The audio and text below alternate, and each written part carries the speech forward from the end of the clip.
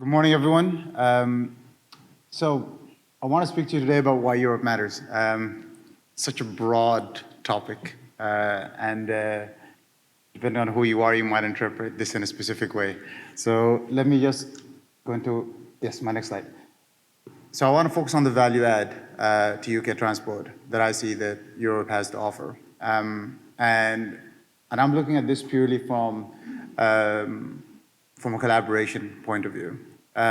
Bit of a story. When I started my academic journey, I went into engineering and I went to electronics, but the fundamental reason I did not want to deal with people.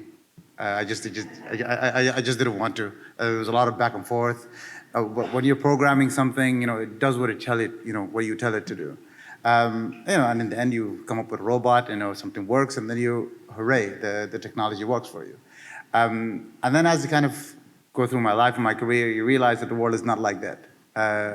That's part of it. So the technology is never really the issue, but it is the collaboration element. And that's where I'm trying to position this presentation.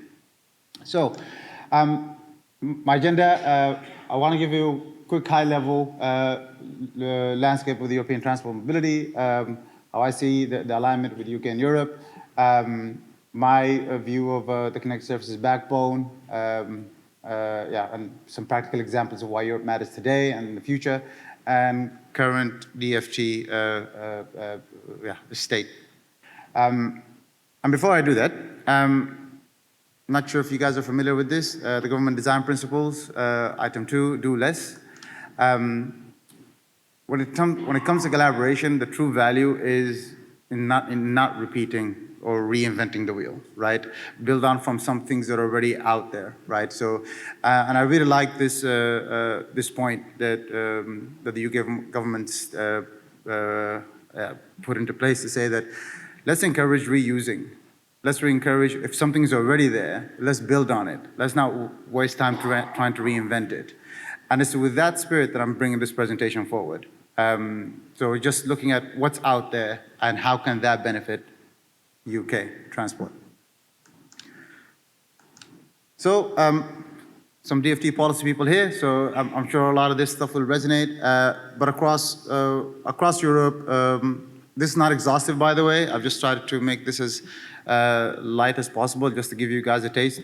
But there's multiple policies across Europe when it comes to transportation and mobility.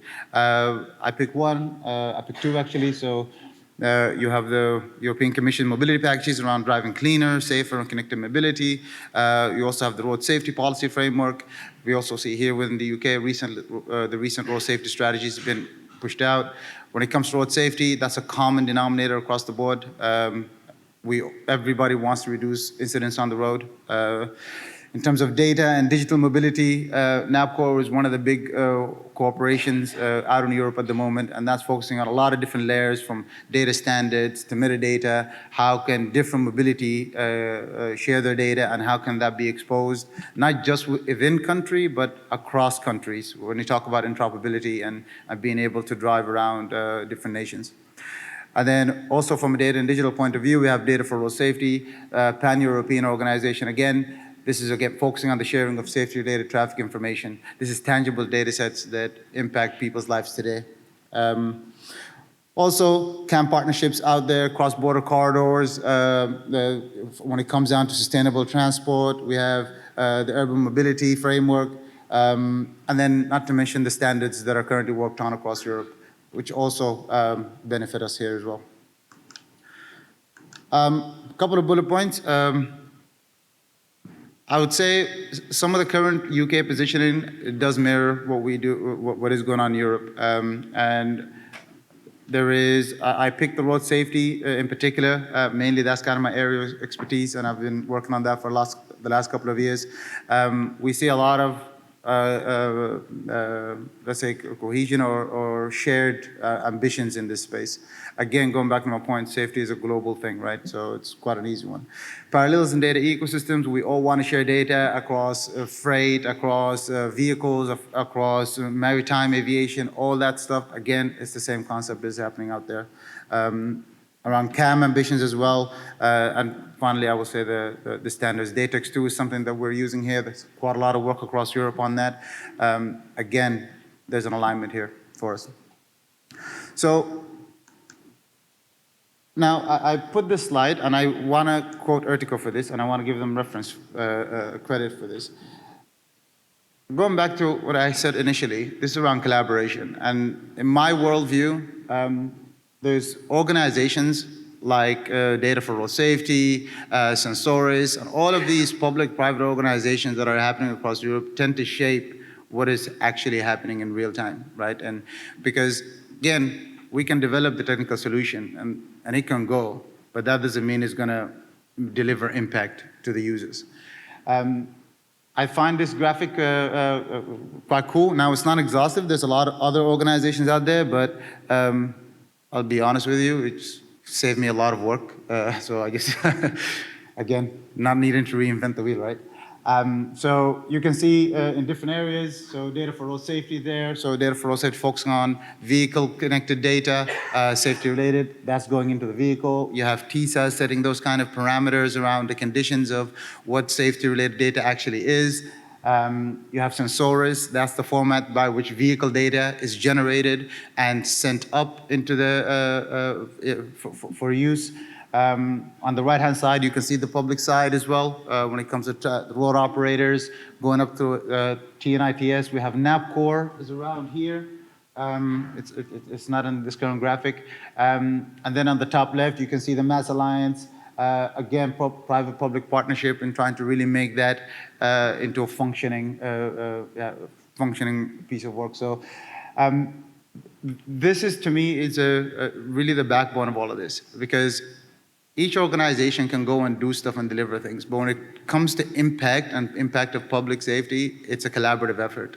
And this is something that really what I would see is the importance and the impact lies. So, okay, I can present this to you and you can look at it and they're just organizations. What does that feel like? So I wanted to make it a bit more practical. So I wanted to focus on data for road safety. I know Daniel was supposed to be speaking about this a bit more in detail, but I do want to focus on that because that is a practical, real-life example of that. So for those who don't know, Data for Road Safety is a pan-European consortium. It involves service providers. Some of the service providers in this room will be part of that ecosystem, car manufacturers and road operators. And the whole ambition here is that each of these three entities need to provide or have to provide safety-related traffic information that they possess within their within their backends. And the idea is that if a road operator shares their safety-critical information, the car manufacturer shares safety-critical information, and the crowdsource provider shares safety-critical information, well, we have now a big data ecosystem where we can do stuff and we can generate safety critical information. And going back to some of the slides I saw earlier on, predictive messaging, being able to advance, warn users, all of this stuff. Now, this is, the UK has been involved in this since 2020. And since then, now we have millions of vehicle data coming into the UK as a result of this partnership. Again, technically the data is there, but it's through this type of organization we're able to realize this impact by which we can share this data. And one thing I will say, I think is the key one, this data is free of charge, right? So it's free of charge. There's no monetization because we believe safety-related traffic information should be made available free of charge to the end users and for the public. So there's a bit of a map on it. We do have a website on that one, dataforroadsafe.eu, so feel free to go in there and play around with the live map. And another practical point that I would say, this has also led us to having practical collaboration with Euro NCAP, so safety bodies. So Euro NCAP, which is the crash test organization, crashes your car and gives you some stars to say if it's safe or not. So they've entered into the data sharing space. And there's a collaboration with Euro NCAP and Data for Road Safety to ensure any future vehicles coming into into our roads are assessed based on the data sharing capability as well. And that, again, practical example. There is an impact on this. So if you scan the QR code, you'll be able to go to the data for road safety impact report.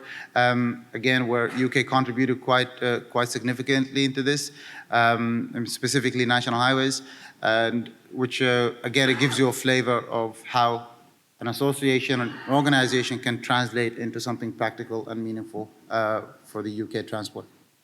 One thing I will say, so we categorize our impact in 3 dimensions. So impact of business transformation, impact in valuation, and impact through operation. Not all organizations have the same level of maturity. So it's not fair to just say, what's the impact? It's such a broad term. So we say, okay, so this data can help organizations can have an impact to the business transformation. So it can help them transform and evolve, or maybe even accelerate their digital and data journey. Evaluation, again, this can help them see how they can do things better within their operational procedures. And operation is actually when we see, we're preventing fatalities and reducing incidents on the road. So there are the 3 kind of areas by which we capture this. So this is a yearly report. So this is the 2025. So again, in the end of this year, you'll have the 2026 again. Practical value add to the UK from Europe. Now, that's not the only one. So there's a couple others I want to list. I did say potential future, but there's current involvement on it from the UK point of view right now, but I think it's also relevant to maximize this. First organization that I would say is NABCOR. So this is really, again, around mobility metadata. We talk about metadata quite a lot. It's like, what value can we take from NABCOR that we can bring in? We already have some of our colleagues in the UK involved in that. So again, not needing necessarily to reinvent the wheel if something has already been put into place. Not to mention when you're driving a car from mainland Europe into the UK, you want to make sure that that interoperability is there, and vice versa. Sensoris, again, talked about vehicle data. It's the talk of the town now, vehicle data, vehicle data, vehicle data. Again, the way the vehicle data is shared and the standard that they use, I think that's another important one. TISA and C-Roads, again, I think they're very, very important organizations when it comes to the setting of the standards and being able to really support with the interoperability element.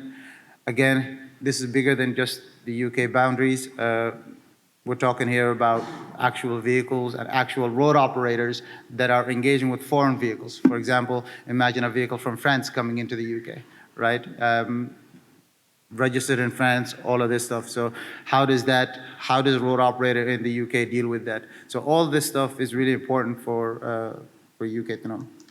And then finally, Euro NCAP. So, I mean, when it comes to safety, I mean, if we're crashing cars and to assess the viability of how safe it is, it only makes sense that we introduce data in there and be able to really leverage that. So Euro NCAP is something that is very strategically, and I think in the long term, has a high impact and value add to UK transport. So I think, I'm going to my last slide. So where are we currently? So currently we're supporting the DFD in kind of enhancing or evaluating that deeper engagement in the long term with those European organizations, and hopefully to realize those benefits. Again, try to give you that practical sense of it, and we're hoping that we maximize out of that. And I think that brings me to my final slide. Thank you very much, and hopefully this beneficial to you.